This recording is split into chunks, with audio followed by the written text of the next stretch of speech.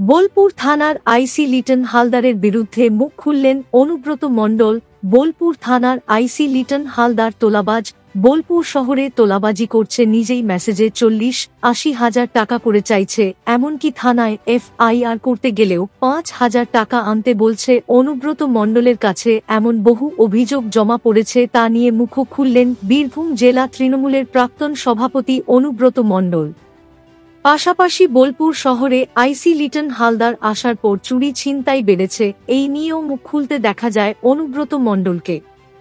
অনুব্রত মণ্ডল এই বিষয়ে বলেন, আমি রাজ্য পুলিশের ডিজিকে বলেছি, ডিআইজি পশ্চিমাঞ্চলকে বলেছি, আমি এসপিকে বলেছি এই আইসির ব্যাপারে। আদালতে একের পর এক ধাক্কা সহ্য হচ্ছে না মমতার। বাধ্য হয়েই এই সিদ্ধান্ত।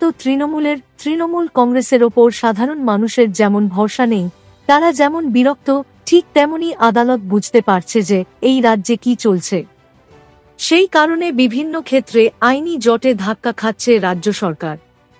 অনেকে বলছেন সরকারের থেকেও বলা ভালো তৃণমূল কংগ্রেস দল, কারণ এই রাজ্যে প্রশাসন এবং তৃণমূল দলের মধ্যে আলাদা কিছু নেই, সবটাই